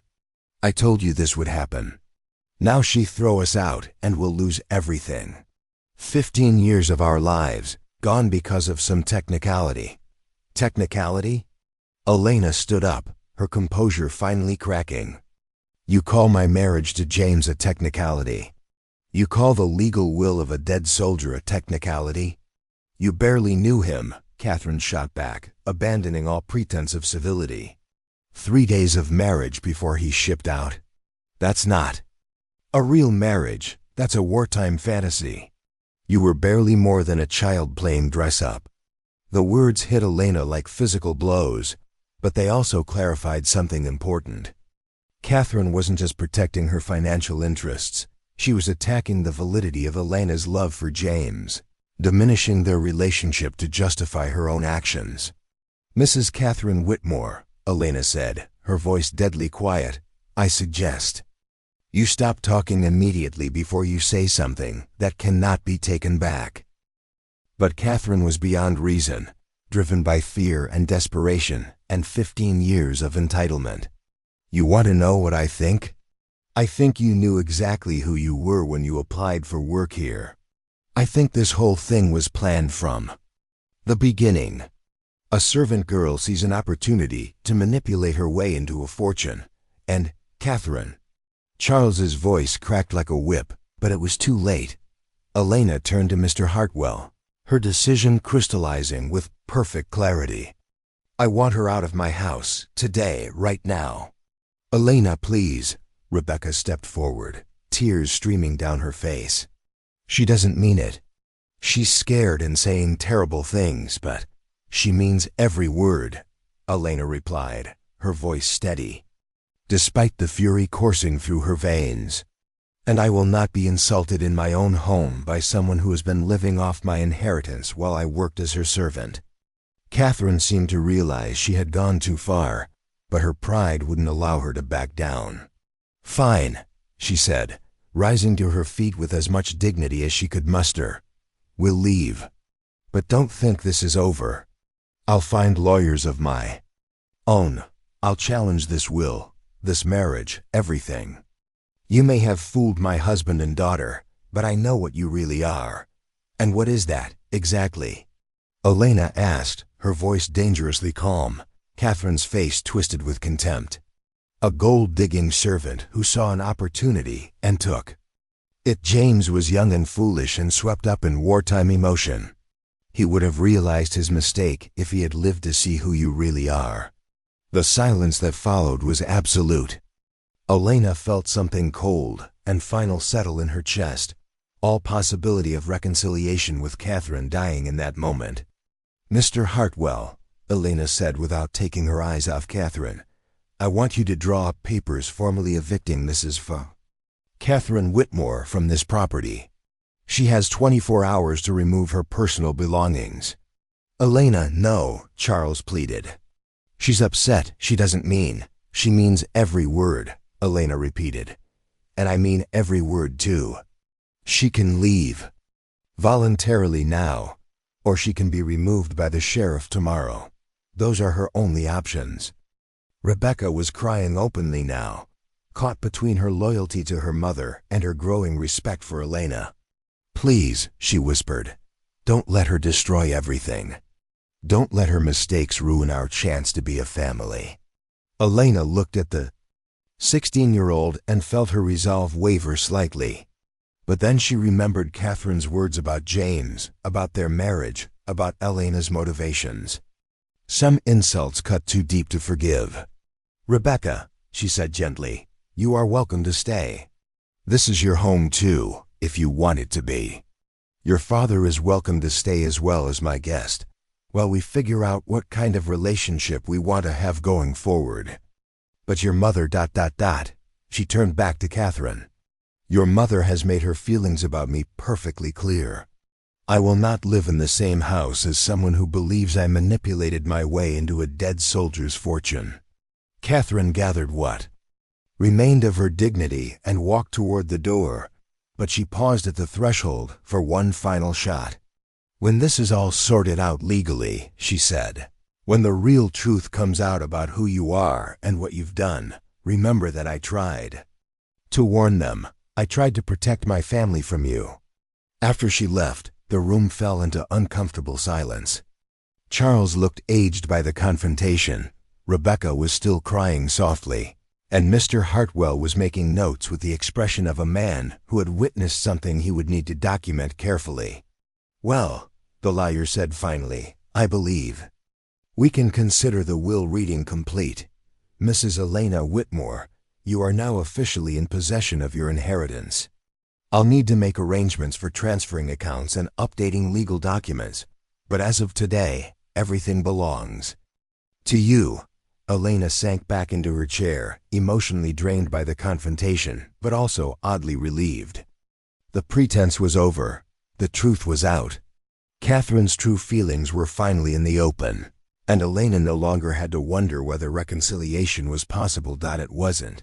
But as she looked at Rebecca's tear-streaked face and Charles's expression of shame and hope, Elena realized that while she had lost any chance of a relationship with Catherine, she might have gained something more valuable, the possibility of an honest relationship with the family members who were willing to see her as more than just a servant who had gotten above her station. The battle lines were drawn. Tomorrow, the real work of building a new life would begin. 3 days after Catherine's explosive departure from the Whitmore estate, Elena stood in the master bedroom that had once belonged to James's parents, then to Charles and Catherine, and now, by right of inheritance, to her. The room felt cavernous after 2 years in the basement servants' quarters, with its high ceilings, tall windows overlooking the gardens, and furniture that cost more than most families earned in a year. But Elena's attention was focused on the letter in her hand's correspondence from the Hartford law firm of Morrison, Blackwood and Associates, representing Mrs. Catherine Whitmore in what they termed a matter of urgent legal concern regarding the fraudulent appropriation of family assets. The letter was a masterpiece of legal intimidation, questioning everything. From the validity of Elena's marriage to James to her mental competency to manage a large estate. Catherine's lawyers were alleging that Elena had entered into a marriage of convenience with James, that she had deliberately concealed her identity to gain employment at the estate, and that she was now using undue influence and emotional manipulation to maintain control over assets that rightfully belonged to James's blood relatives. Elena read the letter twice, her anger building with each accusation. Catherine hadn't just attacked her personally, she had attacked James's memory, suggesting that he had been too young and naive to make sound decisions about his estate. The letter implied that any man who would marry a working-class girl after 3 days of acquaintance was clearly not in his right mind. A soft knock interrupted her thoughts. "Come in," she called, already recognizing Rebecca's tentative rap. 16-year-old entered carrying a tea tray, her face pale with worry. In the 3 days since Catherine had left, Rebecca had thrown herself into household tasks with an intensity that suggested she was trying to prove her worth, afraid that Elena might decide to send her away as well. "I brought tea," Rebecca said, setting the tray on the small table near the windows. "And I wanted to apologize again. For Mother, for what she said about you and Uncle James." Elena folded the letter and turned to face the girl who had become her unlikely ally. "Rebecca, you don't need to apologize for your mother's actions, and you don't need to wait on me like a servant. We're family now, remember? Are we?" Rebecca's voice was small, uncertain. "I mean, I know you said we could be, but after what? Mother did. I wouldn't blame you if you changed your mind about all of us." Elena poured tea for both of them, noting how Rebecca's hands trembled slightly as she accepted the cup. The girl had been caught in an impossible position, torn between loyalty to her mother and her growing understanding of the injustice that had been done to Elena. "Your mother has hired lawyers," Elena said, deciding to address the situation directly. "They're challenging my inheritance, claiming that my marriage to James was invalid." Rebecca's face crumpled. "I was afraid of that. Father tried to talk her out of it, but she's determined to fight this. What has she told you about her plans?" Rebecca hesitated, clearly struggling with divided loyalties. "She's staying with her sister in Hartford. She says she's going to prove that Uncle James was too young to make such important decisions, that the marriage was some kind of wartime mistake that shouldn't be legally binding." Elena felt a chill of real concern. Catherine had resources, social connections, and the kind of respectability that could influence judges and juries. Elena, despite her legal rights, was still seen by many as a working-class woman who had somehow manipulated her way into wealth. "She's also ... Rebecca stopped, biting her lip. "She's also what? She's been talking to people in town, telling them that you tricked your way into the family, that you're not really Uncle James's widow, that you're trying to steal everything from his rightful heirs." Rebecca's voice dropped to a whisper. "She's trying to turn the whole community against you." Elena set down her teacup with careful precision. She had expected legal challenges, but she hadn't anticipated a campaign to destroy her reputation in Millbrook. Catherine was using the same tactics that had worked for generations, painting Elena as an outsider, a threat to the established order, someone who didn't belong in polite society. "Has it been effective?" Elena asked. "Her campaign?" Rebecca nodded miserably. "Some people are listening, especially the older families, the ones who've known our family for generations. They're starting to ask questions about you, about how you could have worked here for 2 years without anyone realizing who you were." The implications were staggering. If Catherine succeeded in turning the community against Elena, she would face not just legal challenges but social ostracism. Business relationships would become difficult. Tradespeople might refuse to serve her, and the isolation that had marked her years as a servant would continue even as the wealthy heiress she had become. A commotion in the front hall interrupted their conversation. Elena could hear Charles's voice, agitated and defensive, and another man's voice, official and stern. Rebecca's face went white with fear. Who could that be? Elena asked, moving toward the window to see if she could identify any visitors. I don't know, Rebecca whispered, but it doesn't sound good. They made their way downstairs to find Charles in heated discussion with a man Elena didn't recognize, middle-aged, well-dressed, with the bearing of someone accustomed to authority. Behind him stood a younger man with a notebook, obviously taking notes. Elena, Charles said, relief evident in his voice. This is Detective Morrison from the Hartford Police Department. He's here about the situation with Catherine. Detective Morrison stepped forward, his expression neutral, but his eyes sharp with intelligence. Mrs. Whitmore, I need to ask you some questions about your employment with the Whitmore family and the circumstances surrounding your recent inheritance. Elena felt her heart race, but she kept her voice steady. Of course, what can I help you with? Mrs. Catherine Whitmore has filed a complaint alleging fraud and conspiracy. She claims that you deliberately concealed your identity to gain employment in this household, that you have been planning to claim this inheritance for 2 years, and that you have used undue influence to manipulate the family. The accusations hung in the air like smoke. Elena realized that Catherine had escalated beyond civil litigation. She was now alleging criminal behavior. Detective Morrison, Elena said carefully, I'm happy to answer your questions, but I think I should have legal representation present. That's your right, of course. But I should tell you that Mrs. Catherine Whitmore has provided what she claims is evidence of your fraudulent behavior. She has witnesses who say you've been acting suspicious, asking questions about the family's finances, showing unusual interest in family documents. Elena felt a surge of anger. Catherine was twisting every normal curiosity about her employers into evidence of criminal intent.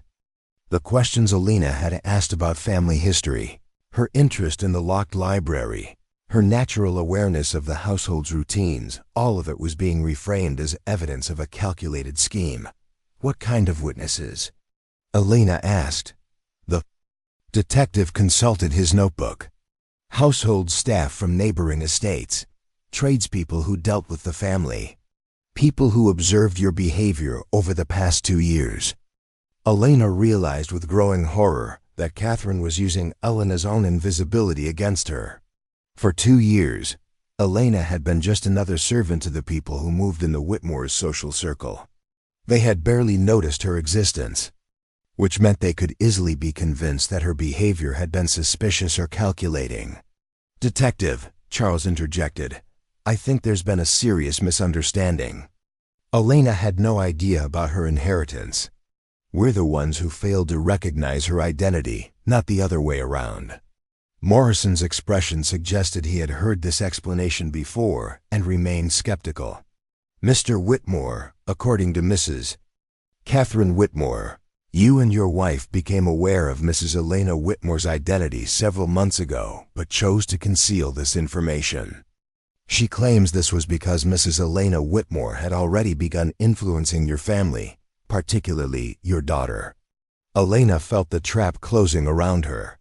Catherine had constructed a narrative that painted Elena as a master manipulator who had been working for months to gain control of the family's assets. The fact that Charles and Catherine had concealed Elena's identity for months only supported this theory from the outside. It looked like Elena had been pulling strings behind the scenes. That's not true, Rebecca said suddenly, stepping forward, with more courage than Elena had ever seen her display. Elena never tried to influence anyone. She was just kind to me. She listened when I needed someone to talk to. She helped me with problems at school. She was more like a big sister than a servant. Detective Morrison made a note. Miss Whitmore, your mother claims that Mrs. Elena Whitmore has been deliberately cultivating a relationship with you to gain your support in case her true identity was discovered. That's ridiculous. Rebecca's voice cracked with emotion. Elena, didn't even know who she was. She was as shocked as anyone when the truth came out. But Elena could see that the detective remained unconvinced. From his perspective, Elena's story was simply too convenient. A servant who just happened to be the lost heiress. A family who just happened to forget to mention her identity for months. A perfect storm of coincidences that had resulted in Elena gaining control of a massive fortune. "Mrs. Whitmore," Morrison said, turning back to Elena, "I'm going to have to ask you to come to Hartford for formal questioning. We need to document your version of events and compare it with the evidence Mrs. Catherine Whitmore has provided."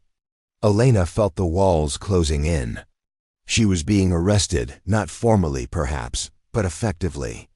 Catherine had managed to turn Elena's legitimate inheritance into a criminal matter, her natural kindness to Rebecca into evidence of manipulation, her 2 years of faithful service into proof of a long-term conspiracy. "When?" Elena asked. "Tomorrow morning, 10 o'clock at the Hartford police station."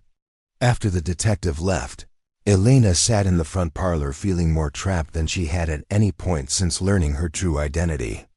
Catherine's strategy was becoming clear. She couldn't challenge Elena's legal rights directly, so she was trying to destroy Elena's character instead. If she could convince authorities that Elena was a criminal, she could potentially have Elena arrested and imprisoned while fighting for control of the estate. "What are we going to do?" Rebecca asked, her voice small and frightened. Charles looked as shaken as Elena felt. "We need to find you the best criminal lawyer in Connecticut," he said. "Someone who can fight these charges before they go any further." Elena stood and walked to the window, looking out over the estate that was legally hers, but felt increasingly like a prison. Catherine had escalated the conflict beyond family disagreement into a battle for Elena's freedom itself. If she lost, she wouldn't just lose her inheritance, she could lose everything, including her liberty. "There's something else," Elena said quietly. "Something I haven't told you." Charles and Rebecca waited. "I've been thinking about my parents, about my family in Hartford. If Catherine is really determined to destroy me, she won't stop with attacking my character. She'd go after the people I care about too." The realization hit her like a physical blow. Her parents, living in their tenement apartment, were completely vulnerable to Catherine's revenge. They had no resources to fight back, no social connections to protect them, no understanding of the forces that might be turned against them. "I need to warn them," Elena said. "I need to get them somewhere safe before Catherine decides to include them in her campaign." But even as she spoke, Elena wondered if it was already too late. Catherine had 3 days to plan her strategy, 3 days to position herself as the wronged party and Elena as the criminal. How far was she willing to go to reclaim what she considered her family's rightful inheritance? Elena was about to find out. The battle for her identity, her inheritance, and her freedom was just beginning, and Catherine Whitmore was proving to be a far more dangerous enemy than Elena had ever imagined. Elena's hands trembled as she finished reading the Hartford Courant's morning edition. The newspaper spread across the kitchen table where she had once prepared breakfast for the very family now torn apart by her existence. The headline made her stomach turn. "Local heiress questioned in inheritance. Fraud case, servant claims dead soldier's fortune." The article was a masterpiece of innuendo and half-truths, painting Elena as a calculating opportunist who had somehow orchestrated an elaborate scheme to steal from a grieving family. Catherine's quotes were prominent throughout, describing Elena as a manipulative young woman who preyed on our family's trust and grief, and suggesting that honest working families need protection from such predatory behavior. What made it worse was that the article had clearly been written by someone with access to confidential information. Details about Elena's questioning at the police station, her family's financial struggles, even her brief marriage to Miguel Martinez, all of it was presented in a way that made Elena look desperate and calculating. A sharp knock at the kitchen door interrupted her growing despair. Elena opened it to find Mrs. Dorothy Henley, the elderly woman who ran the general store in Millbrook's small downtown district. Behind her stood 3 other women Elena recognized. From church services, women who had never spoken to her directly, but had always treated her with the polite indifference reserved for household staff. "Mrs. Whitmore," Mrs. Henley said, her voice carrying an authority that brooked no argument, "we need to talk." Elena stepped aside to let them enter, her heart racing. Had they come to confront her? To demand she leave town? To add their voices to Catherine's accusations? The women settled around the kitchen table with the comfortable authority of people accustomed to organizing church socials and community events. Mrs. Henley, who had to be approaching 70, fixed Elena with shrewd blue eyes that had seen decades of small-town drama. "Child," she said without preamble, "we've come to set some things straight. This nonsense in the newspapers has gone far enough." Elena blinked in surprise. "I don't understand." Mrs. Agnes Fletcher, the postmaster's wife, spoke up. "We've been talking, those of us who actually pay attention to what goes on in this town. Catherine Whitmore's story doesn't add up, and we wanted you to know that not everyone is buying what she's selling." Elena sank into a chair, hardly daring to hope. "What do you mean?" Mrs. Henley pulled a small notebook from her purse. "I've been keeping track of the Whitmore family's finances for years.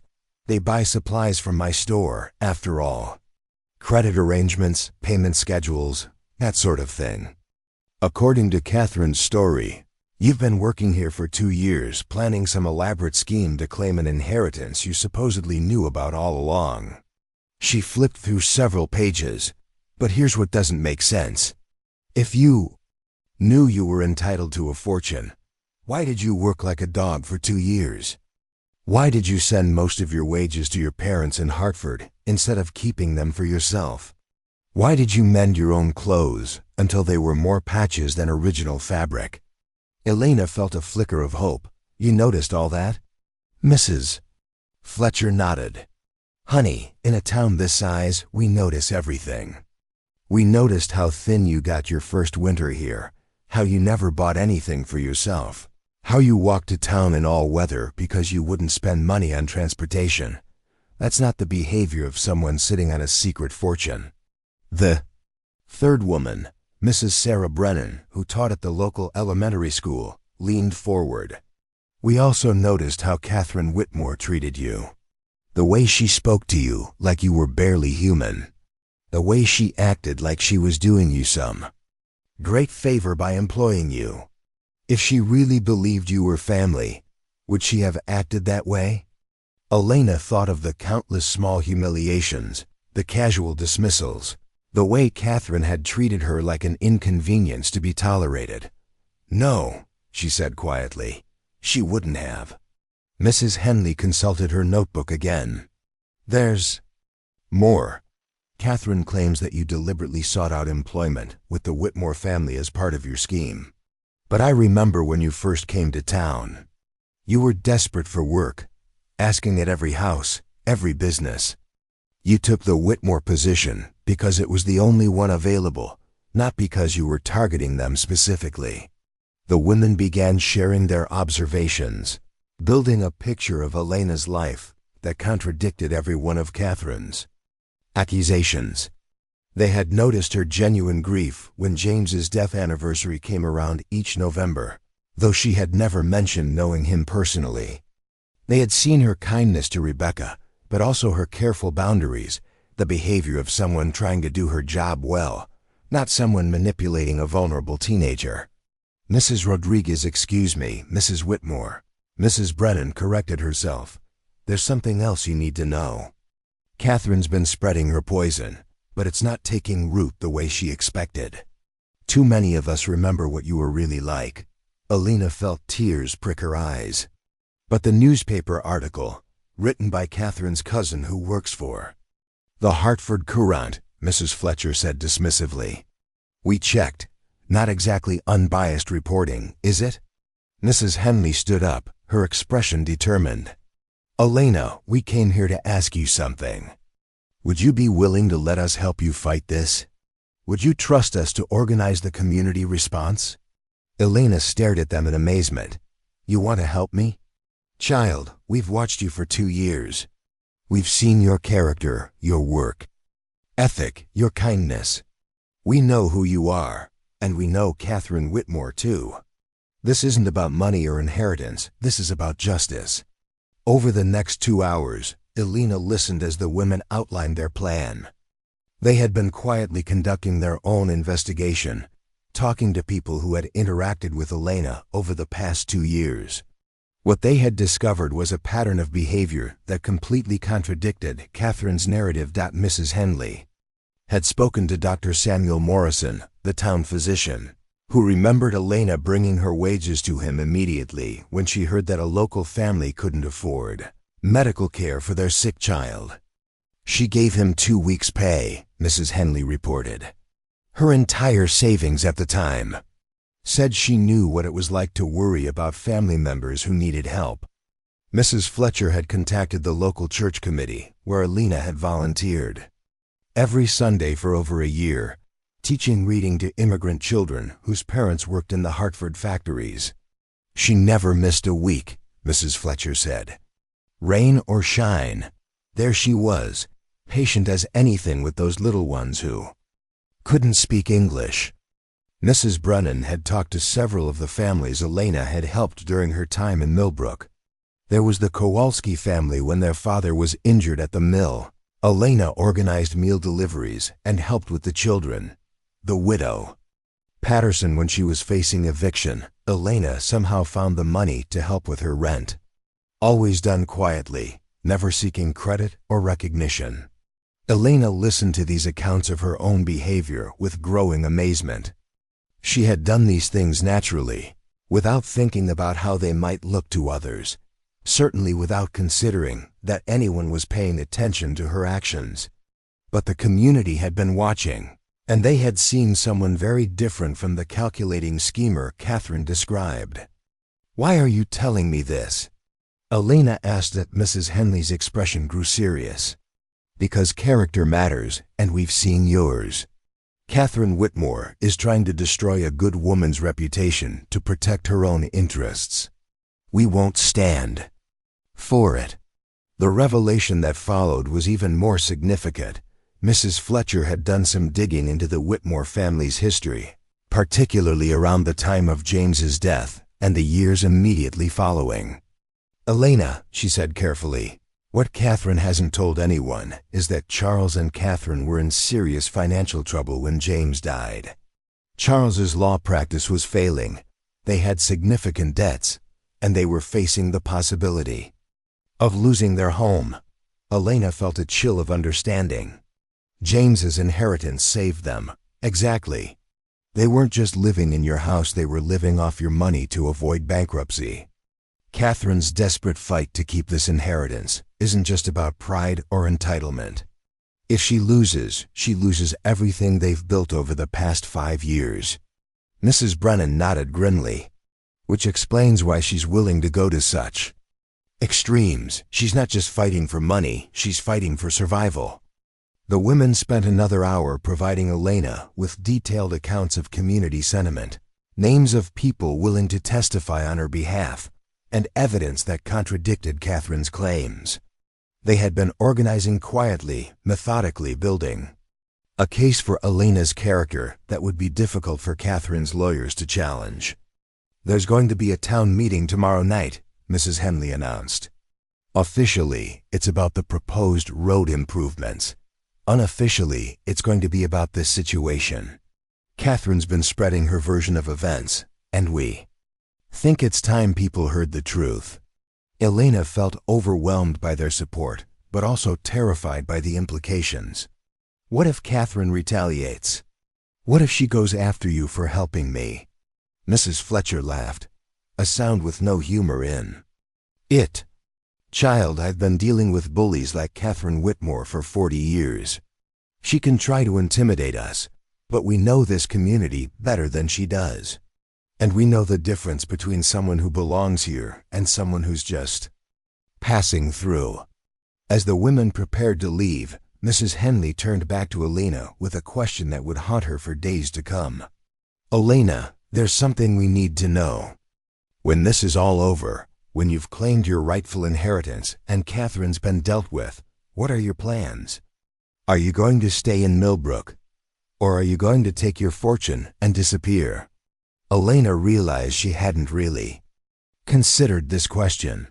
She had been so focused on surviving Catherine's attacks that she hadn't thought about what came next. What did she want to do with James's legacy? How did she want to honor his memory? What kind of life did she want to build with the resources he had left her? "I don't know," she admitted. "I haven't thought that far ahead." Mrs. Henley nodded thoughtfully. "Well, you should start thinking about it. Because if you're planning to stay, to really become part of this community, then we need to know. We need to understand what kind of future you're offering us." 2 years later, Elena stood in the transformed front parlor of the Whitmore estate, now officially renamed the James Whitmore Community Center, watching as 30 immigrant children practiced their English reading with volunteer tutors from across Connecticut. The formal portraits of stern Whitmore ancestors had been replaced with photographs of the community programs. The center now housed literacy classes, job training workshops, legal aid clinics, and support groups for war widows. The transformation had begun the night of the famous town meeting that had become local legend. Elena smiled as she remembered that evening, when Catherine had arrived expecting to face a cowed community, ready to ostracize the fraudulent heiress, only to find herself confronting 200 people who had come prepared with documented evidence of Elena's character and Catherine's deceptions. That Mrs. Henley had stood first, reading from her carefully compiled notes about Elena's financial habits, her charitable giving, her consistent behavior over 2 years. One by one, community members had risen to share their own experiences, families Elena had helped, children she had taught, elderly neighbors she had assisted without fanfare or recognition. The turning point had come when Dr. Morrison had presented his findings about the Whitmore family's financial situation at the time of James's death. Public records showed that Charles and Catherine had been facing bankruptcy, that James's inheritance had saved them from ruin, and that their lifestyle for the past 5 years had been entirely dependent on Elena's unknowing generosity. Catherine had tried to maintain her accusations, but her support had crumbled as the community realized they had been manipulated. By the end of the evening, even some of her closest allies were questioning her version of events. The criminal charges had been quietly dropped within a week, and Catherine's civil lawsuit had collapsed when her own lawyers advised her that pursuing the case would likely result in Elena countersuing for defamation and fraud. Elena's thoughts were interrupted by a familiar voice calling her name. She turned to see Rebecca approaching, no longer the uncertain 16-year-old caught between loyalties, but a confident young woman of 18 who was about to begin her studies at Wellesley College. "The afternoon session is about to start," Rebecca reported, consulting the clipboard that had become her constant companion since becoming the center's volunteer coordinator. "We have 12 new families signed up for citizenship classes, and the women's support group has grown to 23 members." Elena felt a surge of pride, not just in the center's success, but in Rebecca's transformation. The girl had blossomed under Elena's mentorship, developing into a natural leader with genuine compassion for others. She had chosen to delay college for a year to help establish the community center, working alongside Elena to create something meaningful from the resources James had left behind. "And your father?" Elena asked. Rebecca's expression grew more complicated. "He's waiting in the library. He has the quarterly financial reports, and he wants to discuss the expansion plans." Charles had remained at the estate after Catherine's departure, but their relationship had required careful navigation. He had proven genuinely remorseful about his role in Elena's exploitation, and his legal expertise had been invaluable in establishing the community center. But trust had been slow to rebuild, and Elena had insisted on clear boundaries and formal agreements for everything. They had developed a working relationship built on mutual respect rather than family affection. Charles managed the legal and financial aspects of Elena's charitable work, living in a converted apartment above what had once been the carriage house. It wasn't the warm family relationship Elena had once hoped for, but it was honest and functional. Elena made her way to the library, still her favorite room in the house. James's letters were now framed and displayed alongside photographs from their brief wedding and documentation of their marriage, not as private mementos, but as historical records of the love story that had made everything else possible. Charles looked up as she entered, and Elena was struck by how much he had aged in the past 2 years. The shame and stress of the scandal had taken their toll, but he had also found something resembling peace in his role as Elena's business manager and legal advisor. "The numbers look excellent," he reported, spreading financial documents across the desk. "The rental properties are generating enough income to fund all current programs, and the investment portfolio has grown by 12% this year. You're in a position to expand significantly if you choose to." Elena studied the reports, still sometimes amazed by the scope of the resources James had left her. The community center was just one part of her charitable empire. She also funded scholarship programs, supported immigrant services throughout Connecticut, and had established a foundation focused on helping working families achieve financial stability. "What about the Hartford project?" she asked. Charles's expression brightened. "The city council approved the proposal. You'll be able to break ground on the new community center in your parents' neighborhood next spring." Elena felt a deep satisfaction at this news. Her parents, Carlos and Maria Rodriguez, had become the unofficial grandparents of her charitable work, helping to identify families in need and serving as bridges between Elena's resources and the FIDE immigrant community she served.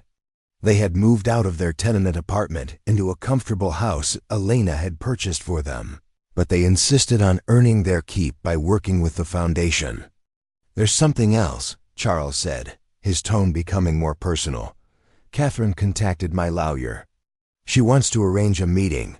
Elena felt her stomach tighten. Catherine had left Millbrook after the town meeting debacle, moving to Boston, where her sister's family had connections in society. There had been no direct contact between them for over a year. "What does she want?" "I'm not sure. Her lawyer says she has something important to discuss, something about Rebecca's future." Elena considered this.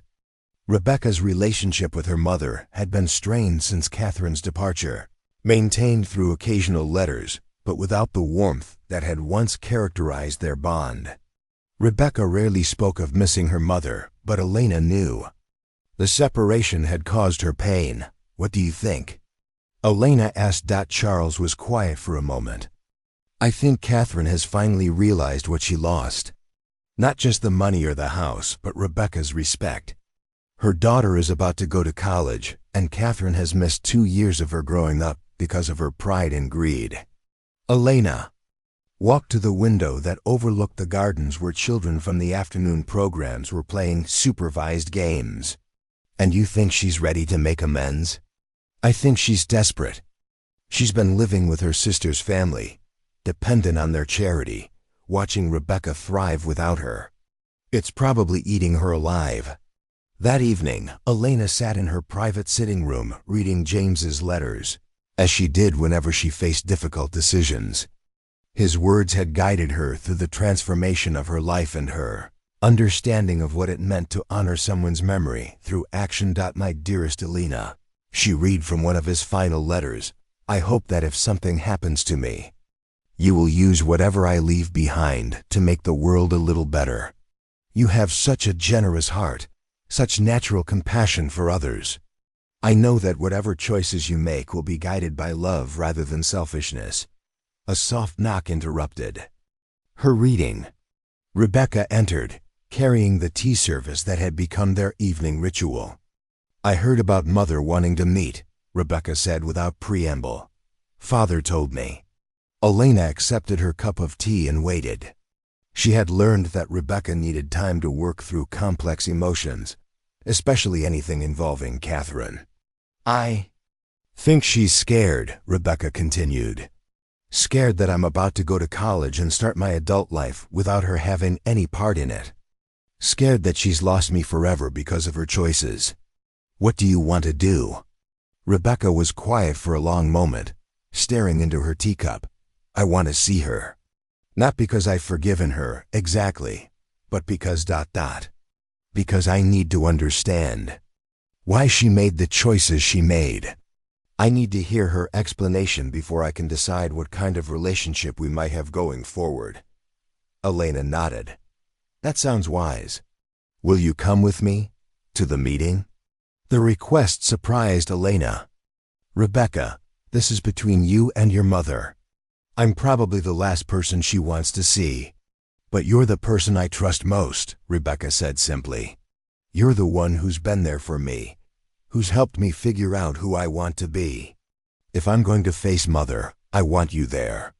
3 days later, Elena found herself in an elegant hotel suite in Hartford, sitting across from Catherine Whitmore for the first time since their explosive confrontation 2 years earlier.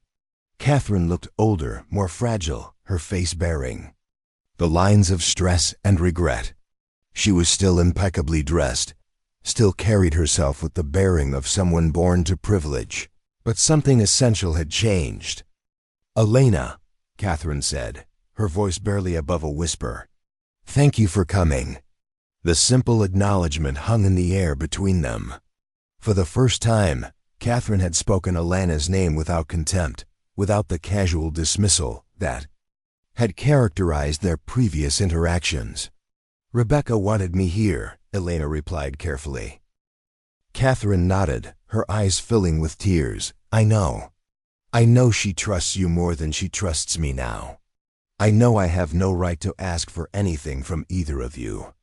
Rebecca sat between them, poised and dignified, waiting for her mother to explain herself. I came here to apologize, Catherine continued. Not because I want something from you, but because you deserve to hear it. Elena, I treated you abominably. I let fear and greed turn me into someone I don't recognize. I tried to destroy you to protect myself, and in the process, I lost everything that actually mattered. Elena felt something she hadn't expected, not forgiveness, exactly, but a recognition of Catherine's genuine remorse. I can't undo what I did, Catherine went on. I can't give you back those 2 years of servitude. Can't take back the horrible things I said about you and James. But I want you to know that I understand now what I was too blind to see. Then you are exactly the kind of woman James would have chosen.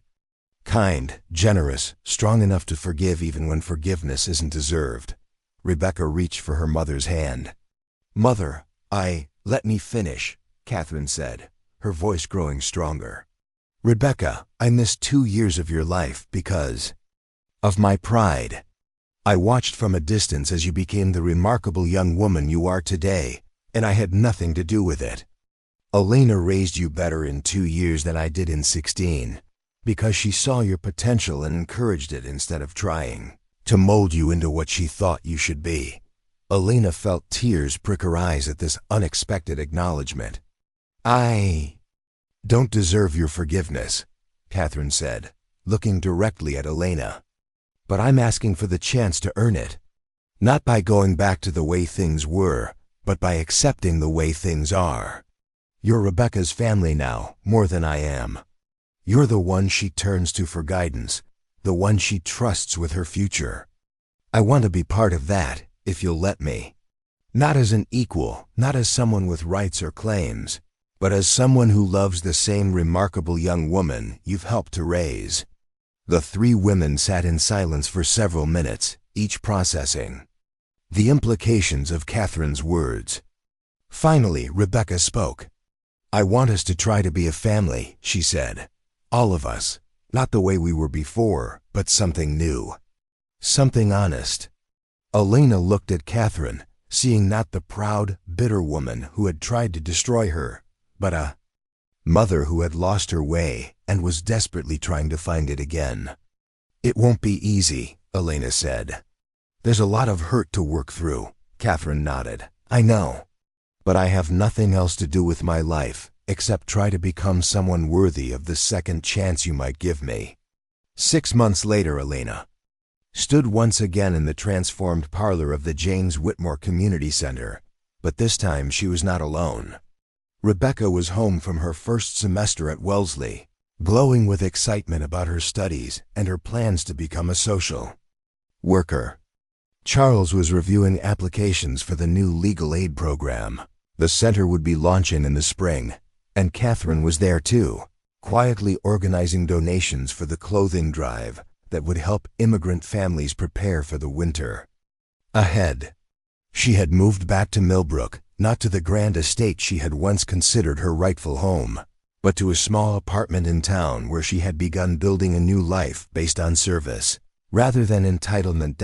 It wasn't the family Elena had imagined when she married James 6 years earlier, but it was a family nonetheless, built on choice rather than blood, on forgiveness rather than obligation, on the shared commitment to honor James's memory by making the world a little better.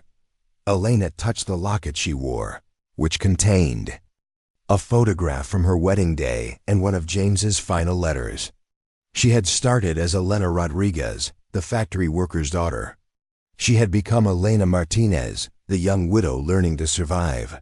She had been Elena the servant, invisible and undervalued. Now she was Elena Whitmore, beloved wife of a fallen soldier and guardian of his legacy. But more than any of those identities, she was simply Elena, a woman who had learned that family was not about blood or law or social position, but about the people who chose to love and support each other through all of life's challenges and changes. James had left her much more than money. He had left her the opportunity to discover who she was meant to become, and the resources to become her. She had been called cursed by those who feared her difference, but she knew the truth.